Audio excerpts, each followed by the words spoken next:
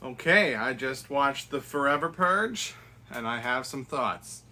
Now, in the last 2 days, I watched Spiral from the Book of Saw, which did an abysmal job of carrying that franchise forward. I watched A Quiet Place Part 2, which did a fine job, but it's hard to tell because it's so early in the franchise. And I watched The Forever Purge, which I think did a great job of moving the franchise forward.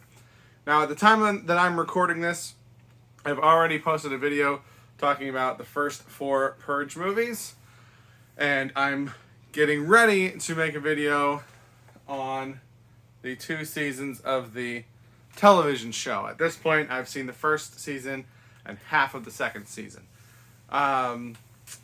So I got a lot of Purge on the brain. I've had a lot of questions about that world and how things work.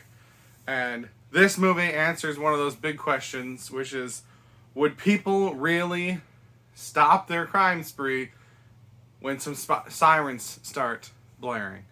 And the second season of the TV show kind of delves into that. And I don't want to say too much about that. I'll save that for my video on the television show. But it was shown in the trailers, which I didn't watch a lot of. But, you know, that was in the marketing that people are saying, the purge is over, the sirens have stopped. And it's like, well, this is the Forever Purge.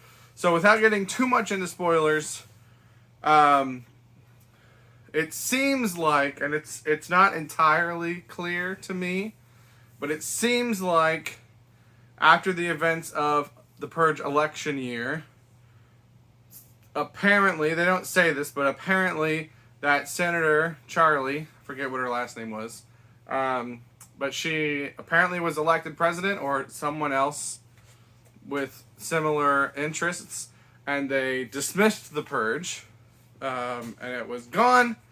But now, in the events of this film, the NFFA have been voted into power once again, and immediately they restart the Purge. So the country has not had the Purge for some time. It's unclear whether it was all 4 years of the presidential term or if that happened partway through, but there has been an amount of time without the Purge. This movie starts 10 months before the Purge. So basically they announced that the Purge is back on and people have 10 months to prepare for that again. So we don't get a whole lot of people talking about the concept of, we had this for years, we got rid of it, and now it's back. That angle is kind of missing because we focus on immigrants from Mexico. Those are the main characters that have not experienced the Purge before.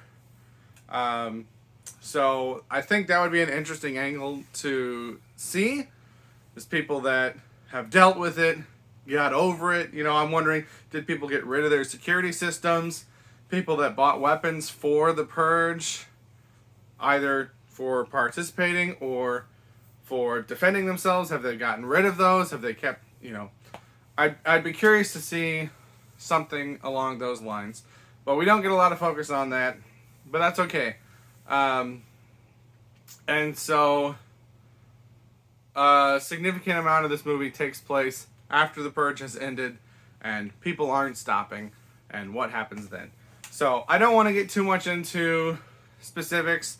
I mean, if you've seen the Purge movies, there's not a whole lot of spoiler things that happen. It's just who dies. And as I've said in my video about the first 4, I love that anyone can die because characters don't usually return between films. So I really appreciate that as a viewer. I never know who's going to make it. There are people that die in this that I did not see coming at all. There are people that I thought would die that didn't die. So a very enjoyable watching experience. Also, kind of a weird thing in my head, because I rewatched them in chronological order and not release order, I had in my head that the most recent film was Election Year and not the first Purge, which is the 4th film, but it was a prequel. And Election Year I did not like. I thought it was a little bit too heavy-handed and gave too many answers without raising enough questions. And after kind of remembering in my brain the order that everything came out, I thought the first Purge, the fourth film, called The First Purge, the prequel film, was a lot better than Election Year. Both seasons of the TV show I'm liking a whole lot, and this film I'm also liking a lot. So I feel like they've righted the ship. The things that I didn't like about Election Year are being left behind. And we're getting into more questions. I mean, not that they're not answering anything, but the lines are blurred a little bit more. Who are the bad guys? Who are the good guys? A lot of these films are rich versus poor, and there's a little bit of that in this one, but this one is more about race relations and white supremacy and Nazism and stuff like that resurging in America, which is very relevant to our times, unfortunately. But there are some interesting moments where, characters that are planning to purge against these rich people because they're the poor and they've been, their whole lives they just felt like they didn't have the means to do anything to help themselves or protect their loved ones or blah, blah, blah, blah, blah. So they're about to purge these rich people, and the rich people are responding, and they're like, who do you think started the purge? You're supporting this thing that the rich have started. How does that make sense? You're a hypocrite. And it kind of messes with his head a little bit.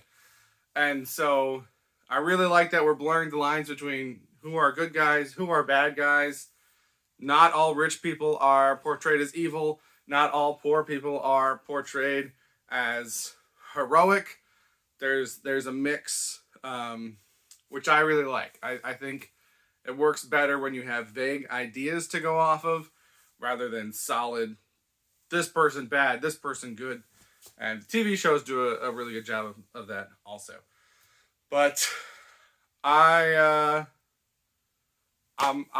happy. I'm happy with the Forever Purge. I mean, I'm not happy with the idea, right? It's a terrifying concept, but I think from the point of view of the franchise, it's I think Election Year was left behind, and hopefully they've learned from being too upfront with the filmmakers' particular views, and it seems like they've understood now that being more ambiguous and suggesting things and letting the viewer kind of input their own opinions into it, I think makes for a better viewer experience. So I was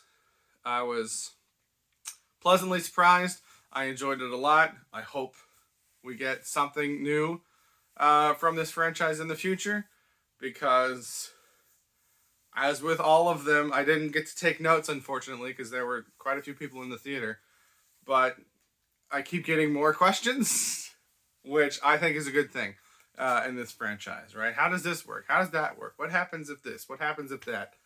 And so, yeah, I'm hoping we got some more Purge coming in the fictional world, not in the real world. But that's all I've got for now. Thank you for watching. Have a good day.